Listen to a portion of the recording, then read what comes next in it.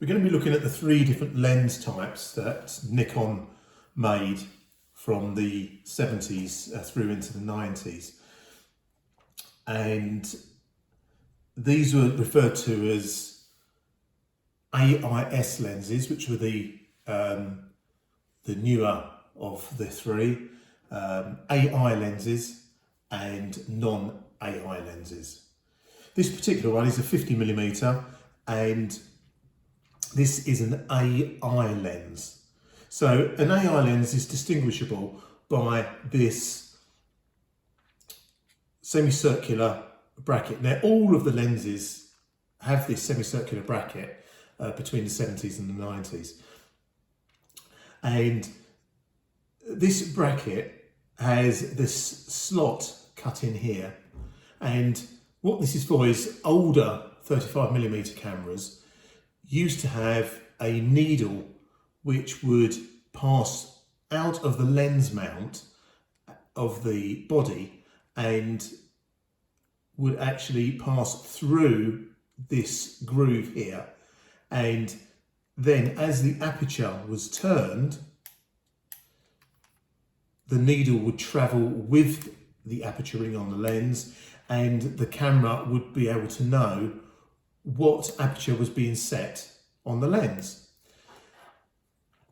Now, the AI lens mount here, the bracket, has also two circles cut into it. Okay, now if we take hold of an older lens, you will see that the bracket is slightly different. So it's the same shape, it still has that groove cut in the centre, but it doesn't have the two holes. So that is one way that you can distinguish an AI lens. Another way that you can distinguish an AI lens is that if we turn the lens over so we can see the lens mount, this silver mount is completely smooth all the way around. There's no indentations apart from this little cutout here. Now, if we look at a much newer lens, which is an AIS lens, we will see that the bracket is in fact exactly the same. But when we look at the underside and we look at the mount, we can see that the mount is lovely and smooth here. But as we come around, you see that indentation. It's the same indentation that is on the AI lens. But on an AIS lens, such as this longer 200mm, you will see that there's a little groove cut out of the mount. Now this groove was because more modern electronic Nikons had program settings for shutter priority and so forth.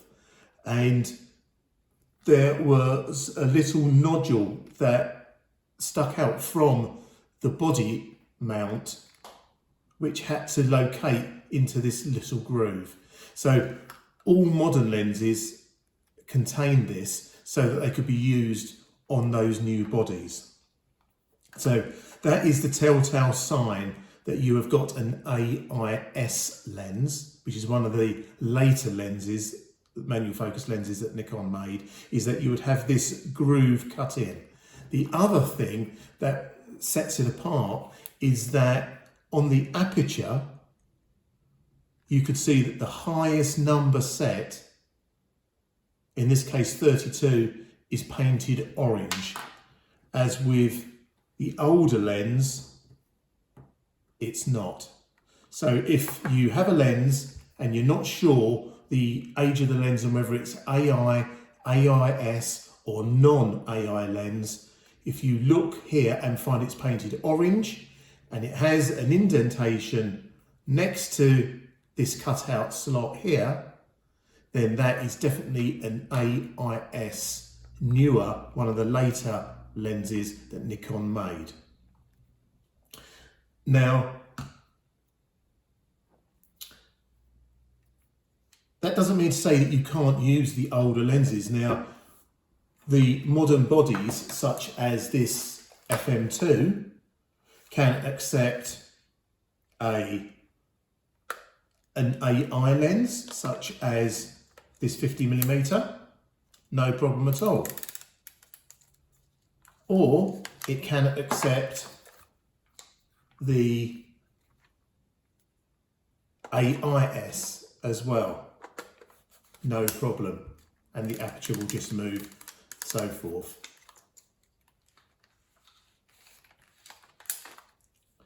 Now, that doesn't mean to say that you cannot put an older lens, a non-AIS lens, or non-AI lens, you can refer to it as both, but there are a few measures that you need to ensure first. Now, on the camera bodies, on the more modern camera bodies, now we're not talking here the electronic ones, these are still the fully manual bodies. You have this lever. Now this lever here actually activates the camera's light meter system, and whatever AI or AIS lens is put onto the camera will know what length lens that is, what focal length lens that is, and what the minimum aperture, so i.e. whether it's 4 or whether it's 1.8 and so forth. And the way it knows that is because on the lens there is a cutout here on the barrel of the lens where it steps down further. Now when the lens is put onto the camera, that indentation locates with the lever here and it moves it to a certain point on the mount, and therefore the camera knows it's this particular lens. Very clever actually for a non-computerized camera. So how do we do this with a non-AI or non-AIS lens?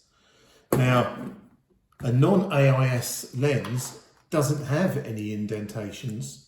It is just a straight barrel. But the only problem is, if you put a lens on without the indentation, you are likely to damage this lever. So you have to ensure that the lens has been modified. Now, you could buy, and in fact they are still available if you search second-hand areas, you might actually find a conversion kit. So it's actually this barrel here can come off. You basically have to undo the screws on the lens mount, and then this barrel comes off. It's quite fiddly to get off, and unfortunately the conversion kits are few and far between. You can still find them, but they are few and far between. Nikon used to actually do the modification to the old lenses. Now, what a lot of people do, and it is pretty straightforward, is to do the modification yourself. You can get these older lenses, bearing in mind it's the same lens construction, it's just a different older mount. You can get the older lenses for £25, £35 for this particular lens of 200, which is obviously very cheap compared to maybe 100 or so, or even maybe more for an AIS version. But all you need to do is to look at the newer version and see where that indentation on the barrel actually sits. And if you follow it through and you make a note of where that sits on the aperture scale, you can then mirror this and get a Chinagraph wax pencil, and you can actually draw a line up the barrel to the top of the barrel here and make a little line. And then you basically do the same for the second indentation. And you put that and mark it there. Then what you have to do is take out these screws, remove this mount, and I actually managed to do this. I modified this one myself, and I managed to do this without removing the collar. But I did have to put some tissue very carefully in the gap. Once you take this out, there's a big gap underneath, and I actually put some tissue in there.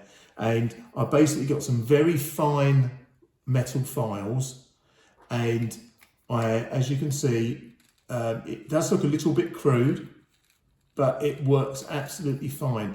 And it's very soft metal, and this aluminium was filed back to the desired distances. Now, when this lens is put onto the camera, it will locate perfectly. Now, there is one thing that you must always do. If you are purchasing and adapting one of these older lenses in this way, you must always remember that a non-AI lens, and don't forget, you can always remember because it doesn't have the holes cut in here. Okay, so these old AI lenses must always be mounted onto the camera body with the aperture set to the highest aperture, in this case 32. If you set it to the 4, the lowest number on the aperture, the odds on this ring will be very tight or may not even move at all and could damage your camera body. So I've always learnt that with Nikon lenses, whether they're new or old, you put them on with the maximum aperture set. That way, whether it's a non-AIS lens or non-AI lens, or whether it is the later modern ones, you know that you're going to be safe on your camera. So Nikon cameras always set to the highest aperture, i.e. 32 on this case. Then you can locate that onto the camera. That will locate with that little lever, and then you have your full aperture. If you're going to remove the lens, again, set it to 32 or the highest aperture, remove the lens, and that's all safe. I will just show you, just so you know, but we have to be very careful because you do not want to bend that pin. Is if I now set that to F4 and try to put this on,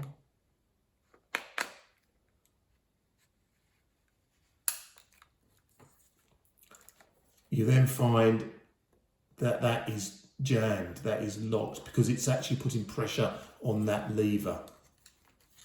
So we very carefully take that off so we don't cause any damage to the camera. Okay, so set to 32,